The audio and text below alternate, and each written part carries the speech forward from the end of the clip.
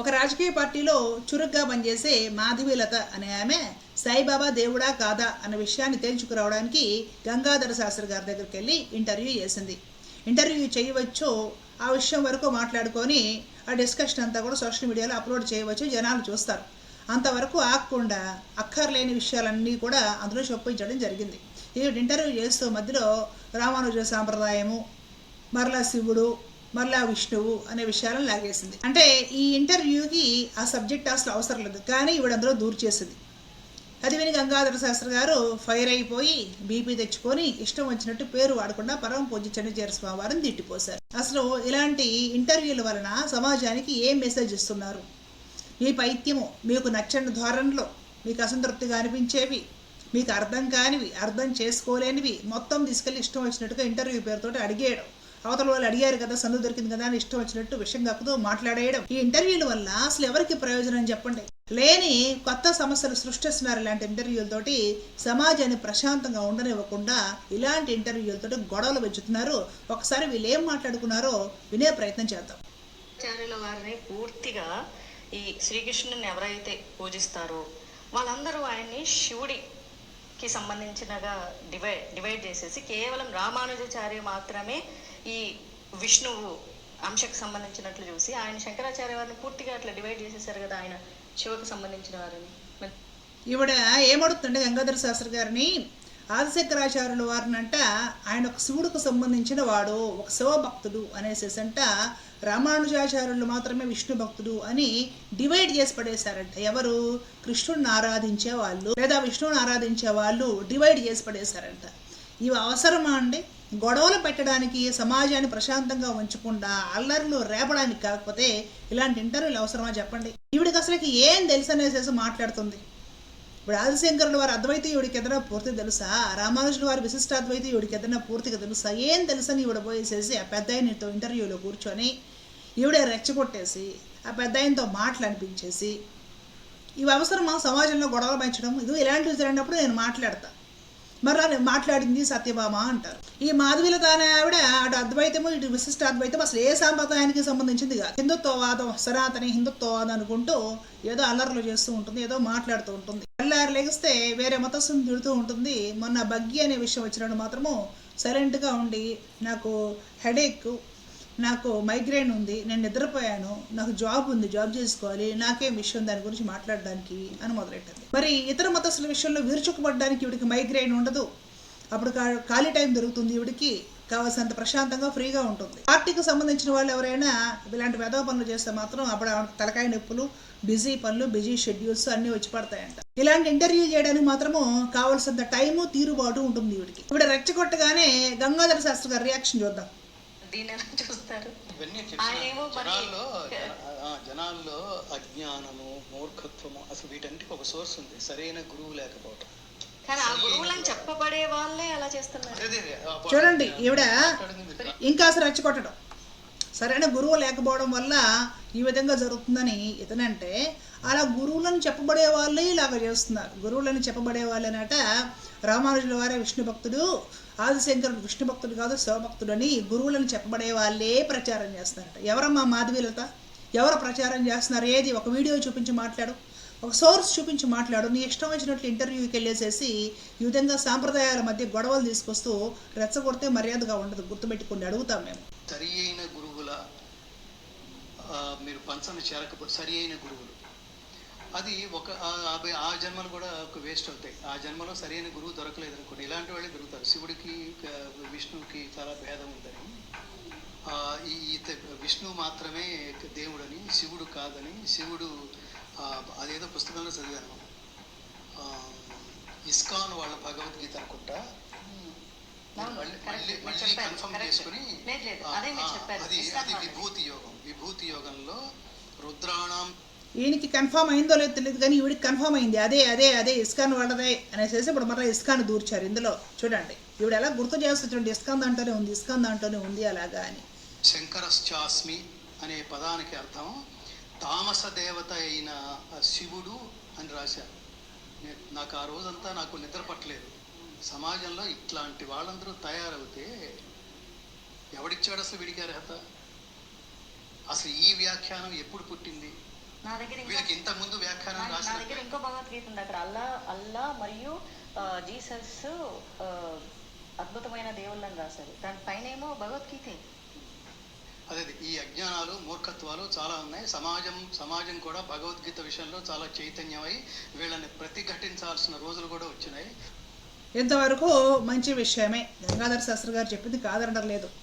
రుద్రనామ శంకర శాస్త్రి అన్నప్పుడు తామసక దేవత అయిన శివుడు అని రాయడము చాలా చాలా తప్పు. శివుడు లయకారుడు గనుక లయం చేయడం కోసం లేదా అసంహార ప్రక్రియ లేదా డిస్ట్రాయ్ చేయడం కోసము తమో గుణాన్ని తీసుకోవాల్సి వచ్చింది తప్ప తమో గుణం అనేది సహజ సిద్ధంగా లేదు. కాబట్టి తామసక దేవత అయిన శివుడు అనేసి ఇస్కాన్ వాళ్ళ పుస్తకంలోకి వెళ్ళి రాసుంటే మాత్రము అది కరెక్ట్ కాదు. ఇలాగ ఇతర దేవతల్ని డెమీ గాడ్స్ అని పిలవడము, తక్కువ చేసి మాట్లాడడము తగదు అని పరమ పూజ చెన్నజీర స్వామి వారు ఉపన్యాసాల్లో ఎన్నోసార్లు చెప్పారండి. ఇస్కాన్ వాయించడం అయిపోయిన తర్వాత మన గంగాధర శాస్త్రి గారు పరమ పూజ చెన్నజీర స్వామి వారిని వాయించడం మొదలెట్టారు. పీఠం మీద ఉన్న స్వామీజీలు వేరు, స్ట్రీట్కు మన స్ట్రెస్లోంచి పుట్టే కార్పొరేట్ స్వామీజీలు వేరు. వాళ్ళకి నాలెడ్జ్ ఉండదు. వాళ్ళు ఈవెంట్లు చేస్తుంటారు. వాళ్ళ జనాల్ని అట్రాక్ట్ కావాలో తెలుసు. వాళ్ళని మోడీని ఎప్పుడు ఆహ్వానించాలో తెలుసు. ఎవరి పక్కన నిలబడితే పబ్లిసిటీ వస్తుందో తెలుసు. నాకు ఈ జేబులో పలానా మినిస్టర్ ఉన్నాడు, ఈ జేబులో పలానా ఒక మినిస్టర్ ఉన్నాడని చెప్పుకుని జనాల్లోకి రావడం ఎలాగో తెలుసు. వాళ్ళ డబ్బులు కలెక్ట్ చేయడం ఎలాగో తెలుసు. వాళ్ళ వ్యాపారాలు వ్యవహారాలు. మీరు చాలా స్ట్రాంగ్ కామెంట్స్ చేస్తున్నారు. ప్రజలందరికీ ఇదంతా ఏంటంటే మాధవీలత గారు చెప్తున్నారు, ప్రజలందరికీ మీరు ఎవరిని తిడుతున్నారో అర్థమైపోతుంది, మీరు చాలా స్ట్రాంగ్ కామెంట్స్ చేస్తున్నారండి, వివాదాస్పదం అవుతాయండి అని చెప్తుందనమాట. చెప్తున్నా సరే మన గంగాధర శాస్త్రి గారు రాగట్లా.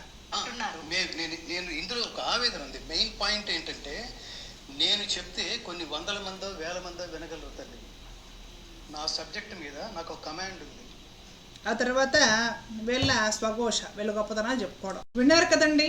సాయిబాబా ఇంటర్వ్యూ అని పోయింది ఈవిడ, దాంట్లోకి రామానుజుల వారు అని దూర్చింది, ఆదిశంకరాచార్యుల వారు అని దూర్చింది. ఆదిశంకరాచార్యుల వారు కేవలం శివభక్తులు అనేసి కట్ చేసి డివైడ్ చేసి దూరం పెట్టేశారు. ఎవరు? కృష్ణుడిని ఆరాధించే వాళ్ళు రామానుజ సంప్రదాయం వాళ్ళు, రామానుజులు మాత్రమే విష్ణువంశ అని ప్రచారం చేస్తున్నారు అనేసి ఏ విధంగా కూడా ఒక ప్రూఫ్ చూపించకుండా మాట్లాడేసింది ఈవిడ.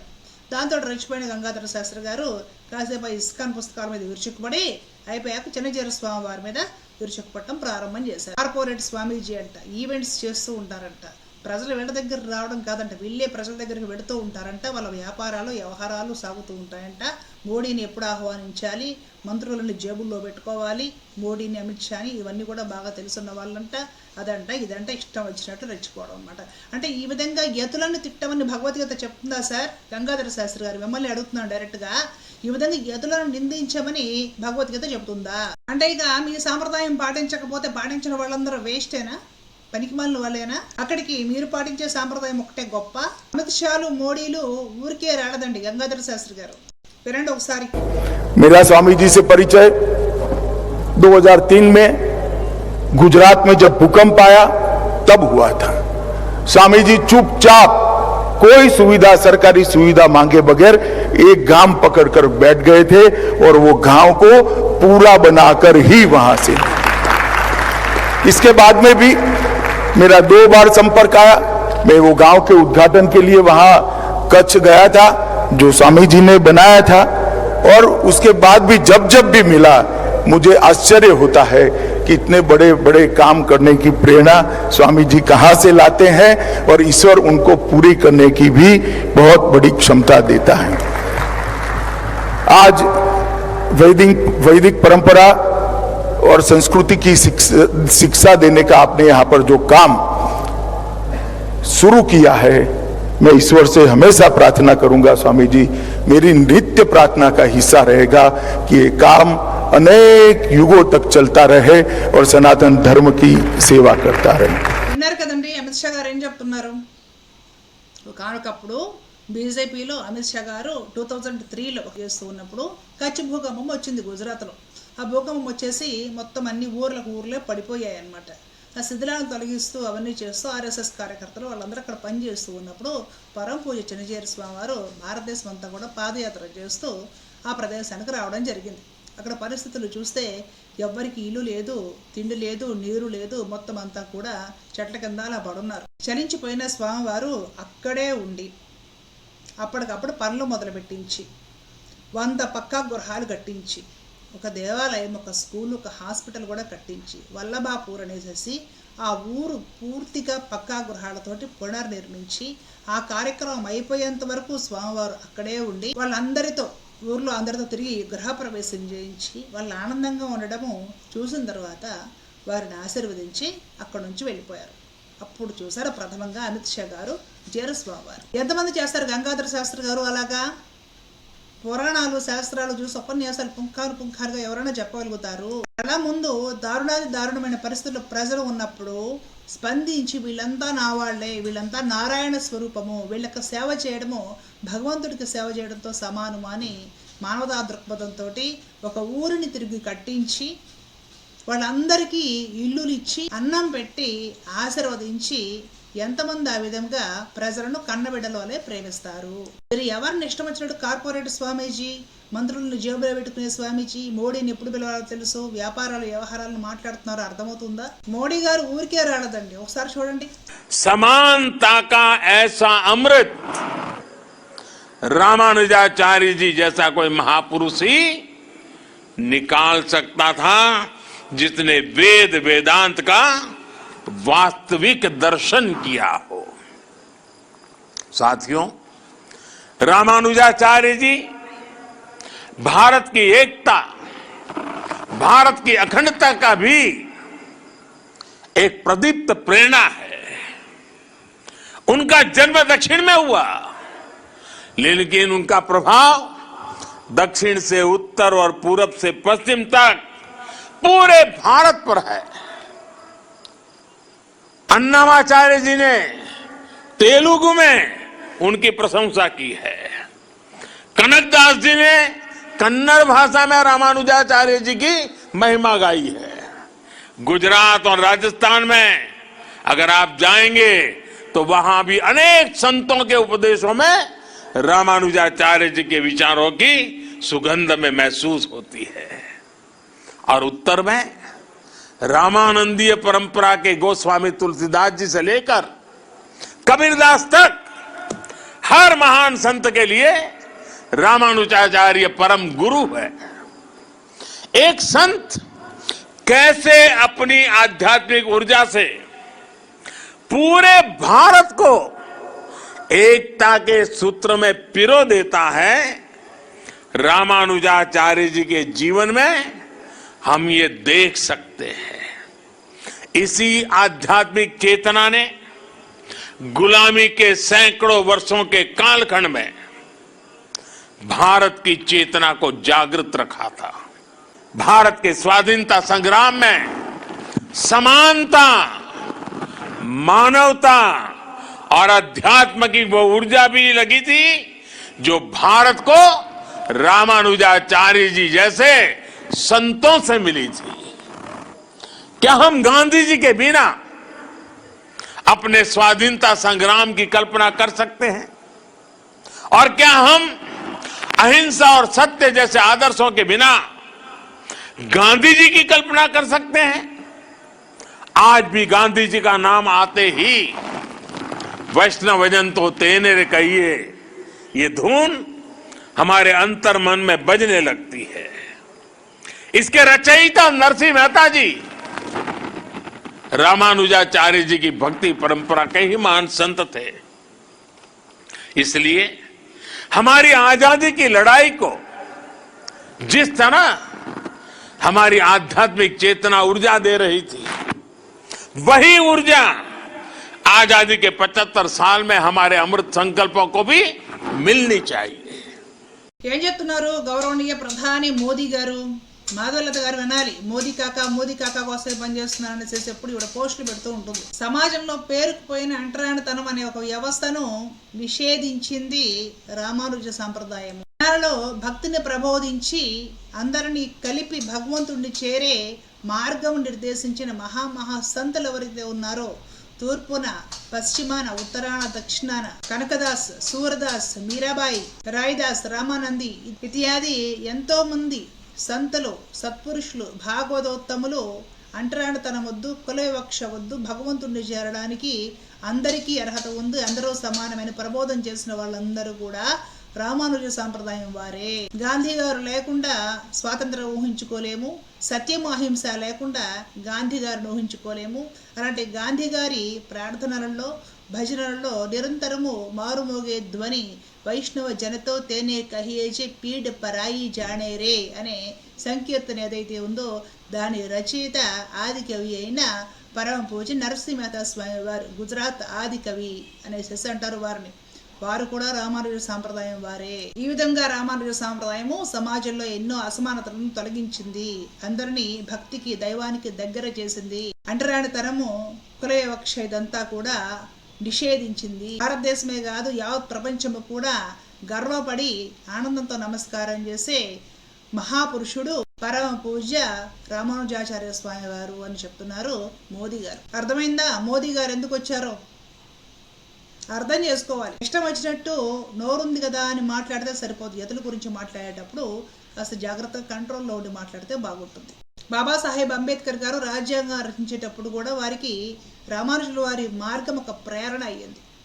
కులవివక్షను అంటరానితనాన్ని నిరోధించి భగవంతుడికి అందరూ దగ్గర వాళ్ళే, భగవంతుడిని చేరడానికి అందరికీ అర్హత ఉంది అని నిరూపించిన రామానుజ సాంప్రదాయము అంబేద్కర్ గారికి ప్రేరణ అయింది రాజ్యాంగం రచించేటప్పుడు. జేర్ స్వామి వారు కార్పొరేట్ గురూజీ అనేసి ప్రసంగం చేస్తున్నారు ఈ పెద్ద ఆయన. ఇదే జేర్ స్వామి వారు గొప్ప సంఘ సంస్కర్త, గొప్ప సామాజిక సేవకులు, ప్రపంచమంతా కూడా నారాయణ భావంతో చూడగల మహాద్రష్ట, పరమ భాగవతోత్తములు అని తెలుసా మీకు? మీరెప్పుడూ కనీసం కన్నెత్తి చూడని గిరిజన ప్రాంతాలు, హరిజన ప్రాంతాలు, మారుమూల ప్రాంతాలకు కూడా వారు వెళ్ళారండి. ఈ పెద్ద ఆయన ఏమంటాడంటే ప్రజలే స్వామీజీల దగ్గరికి వెళ్ళాలి కానీ వీళ్ళు ప్రజల దగ్గరికి వెళ్తారు అని జేర్ స్వామి వారిని ఎత్తి పొడుస్తూ మాట్లాడుతూ ఉన్నారు. గుర్తుపెట్టుకోవాలండి, మేఘము నీటిని తనలో నింపుకొని అలాగా ఉండదు. జనం నా దగ్గరికి రావాలి దాహం వేసేటప్పుడు, అప్పుడు ఇస్తాను అంతం. దయతోడు తానే వర్షిస్తుంది ప్రజల మీద, ప్రజల ఆర్తి తీరుస్తుంది. గురువులు కూడా అంతే, దయగలిగిన మహాత్ములు అలాగే వారే ప్రజల దగ్గరికి వెళ్తారు. జేర్ స్వామి వారి గిరిజనుల దగ్గరికి వెళ్తారు, హరిజనుల దగ్గరికి వెళ్తారు, దళితుల దగ్గరికి వెళ్తారు, ఎక్కడికైనా సరే అవసరం ఉందనుకుంటే పెడతారు. ఈ మధ్య రీసెంట్గా రైతుల కోసం పాదయాత్ర చేశారు 70 సంవత్సరాల వయసులో. వారు చేసిన సేవా కార్యక్రమాలు చెప్పడం మొదలు పెడితే 24 గంటల వీడియో కనీసం చేయాలండి. వీళ్ళు కళలో కూడా చేసి ఉండరు, కార్పొరేట్ స్వామీజీ అని ఇష్టం వచ్చినట్టు మాట్లాడుతున్నారు. ప్రభుత్వం కూడా పాఠశాలలు పెట్టడానికి సాహసించకుండా నక్సలైట్లో ఉన్న చోట పిల్లలు గుడుంబాలు కాసుకుని బతుకుతూ ఉంటాయి. అక్కడ ధైర్యం చేసి జేర్ స్వామి వారి పాఠశాలలో స్థాపిస్తే ఆ పాఠశాలలో 30,000-40,000 మంది పిల్లలు చదువుకుంటున్నారు ఇప్పటి వరకు. తెలుసా మీకు?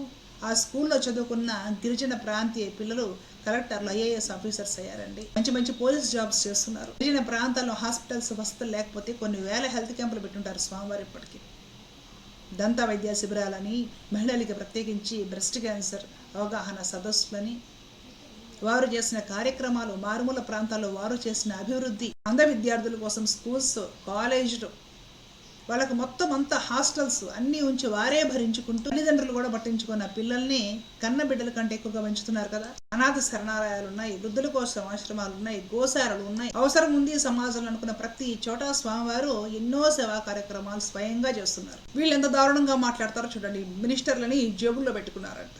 జేబులు మీరేసుకున్న కుర్తాకుండా ఉంటాయండి. గంగాధర శాస్త్రి గారు జేర స్వామివారికి జేబులు ఉండవు. వారు కుట్టిన వస్త్రం కట్టుకోరు, వారు యతులు. ఒక సాంప్రదాయం మీద, యతుల మీద ఎంత ద్వేషం ప్రదర్శించే మీరెట్లాగా భగవద్గీత ప్రచారకులు అవుతారు? ఈ మాధవీలత అనే ఆవిడకి తెలియాల్సిన విషయం ఏంటంటే పరమ పూజ చెన్నజేరు స్వామివారు ఎన్నో సందర్భాల్లో ఆదిశంకరాచార్యులు వారు పరమ వైష్ణవుడు, మహావిష్ణు భక్తుడు అని ప్రస్తుతించిన సందర్భాలు ఉన్నాయి. చూసుకోమ్మను, చూసుకొని ఇంటర్వ్యూ ఇచ్చేయి. ఆదిశంకరాచార్యుల వారు కేవలం శివభక్తుడు మాత్రమే అని తెలిసిన ఎవ్వరూ అనరు. వారి ఇచ్చిన ప్రస్థానత్రయం, బ్రహ్మసూత్రాలు, భగవద్గీతకు భాష్యం, విష్ణు సహస్రనామానికి భాష్యం ఏదైతే ఉందో ఈ మూడిటికి ప్రస్థానత్రయం అని పేరు. ఈ మూడు కూడా నారాయణుడినే ప్రతిపాదన చేస్తూ ఉన్నాయి. ఆదిశంకరులు వారి కులదైవం కృష్ణ పరమాత్మ, వారి తల్లి గారు కృష్ణ పరమాత్మకు పరమ భక్తురాలు. ఆమె అవసాన దశలో ఉన్నప్పుడు కూడా ఆదిశంకరులు వారు ప్రార్థిస్తే కృష్ణ పరమాత్మ వచ్చి సాక్షాత్కారం ఇచ్చినప్పుడు వారి తల్లి గారు దర్శించి స్వామిని సేవించి మోక్షానికి వెళ్ళారు. అనవసరంగా సమాజంలో చిచ్చు రేపొద్దు. ఇంటర్వ్యూలు తీసుకొని పిచ్చి పిచ్చి ఇంటర్వ్యూలు, అవగాహన లేకుండా ఈ ప్రశ్నలు వేసే వాళ్ళకి అవగాహన ఉండదు, మాట్లాడేవాళ్ళు సొంత దొరికింది కదా అనేసి రెచ్చిపోతారు. జేర స్వామివారు చేస్తున్న సేవా కార్యక్రమాలు ఈ రోజుల్లోనే ఏ స్వామీజీలు చేయలేదు, ఎవ్వరూ చేయలేదు. వారు అన్ని కొన్ని వేల సేవా కార్యక్రమాలు వారు అలవాగ్గా చేపించి ఉంటారు. వారు పెట్టిన హెల్త్ క్యాంపులే కొన్ని వేలు ఉండుంటాయండి. ఆలోచించండి ఒకసారి. కైలాస మానస సరోవరానికి పాదయాత్రతోటి కాలినడకతో యాత్ర చేసి కైలాస మానస సరోవరానికి పరిక్రమ చేసి కైలాస మానస సరోవరం పైన బ్రహ్మయజ్ఞము చేయించి అప్పట్లో కార్గిల్ యుద్ధం ఆగిపోవాలి, ప్రపంచంలో తీవ్రవాదము అణిగిపోవాలి, ప్రపంచమంతా కూడా మంగళప్రదంగా చల్లగా ఉండాలి అనే ఒక కాంక్షతోటి కైలాస మానస సరోవరం పైన బ్రహ్మయజ్ఞము చేయించిన వ్యక్తికి, కైలాస మానస సరోవరానికి పరిక్రమ చేసిన వ్యక్తికి మీరిచ్చే బిరుదు శివద్వేషి. బుద్ధుండాలి కొంచెమైనా సరే. అన్నం తింటుంటే ఆలోచనలు సరిగ్గా ఉంటాయి. శివుడికి విష్ణువుకి భేదము అంటే ఆత్మపరంగా ఎవరికి ఏ భేదం లేదు. శివుడు విష్ణువే కాదు, ఆత్మపరంగా అంతా ఒకటే. కానీ భౌతికంగా భేదాలు కనపడవా? వైష్ణవ సాంప్రదాయంలో విష్ణువు పరమాత్మ, శివుడు విష్ణువుకు ప్రియమైన భక్తుడు.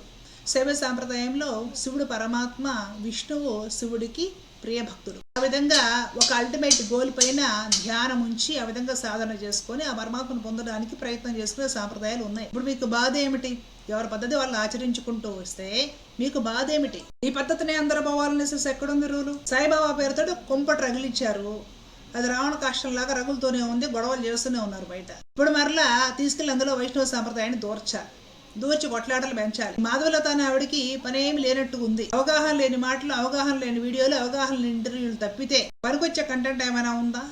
సమాజంలో అల్లర్లు సృష్టించడానికి కాకపోతే ఎందుకండి ఇంటర్వ్యూలు అన్ని అవసరమా చెప్పండి? మతం గొడవలు, విద్వేషపూరితంగా సాంప్రదాయం మీద గొడవలు, మతం మీద గొడవలు, మతోన్మాదము తప్ప సమాజానికి పనికొచ్చే పనులు ఏమైనా చేస్తున్నారా? ఇలా అనవసరంగా సాంప్రదాయాలు జోలికొచ్చి రెచ్చగొడతారని నేను వీడియో చేయాల్సి ఉంటుంది. తర్వాత ఇలాంటి తప్పులు చేసే వాళ్ళందరూ పోతారు. వీడియో చేసిన సత్యభావం మాత్రం మంచిది కాదు. ఎవరు ఎన్ని రకాలుగా గొడవ చేసినా కూడా ఇలా సాంప్రదాయాల జోలికి వస్తే మాత్రం మంచిది కాదు, గుర్తుపెట్టుకోండి. అవగాహన లేని మాటలన్నీ మాట్లాడటము, గొడవలు రేపడం సమాజంలో ఎంతవరకు సమంజసం ఆలోచించండి ఒకసారి వ్యూయర్స్ కూడా. అసలు ఇలాంటి వాళ్ళ వల్ల సమాజానికి ఏం ఉపయోగము? జనాల్ని మతం మత్తులో ముంచేసి సమాజంలో అల్లర్లు సృష్టించడము, విద్వేషాలు రెచ్చగొట్టడము, ఇదే ధర్మ పరిరక్షణ అని ఒక ట్యాగ్ వేసుకొని వీళ్ళ పూట గడుపుకోవడం. ఆలోచించి ఇలాంటి వాళ్ళ నుండి దూరంగా జాగ్రత్తగా ఉండండి. సమాజం ప్రశాంతంగా ఉంటుంది, మీరందరూ కూడా ప్రశాంతంగా ఉంటారు. జై హింద్.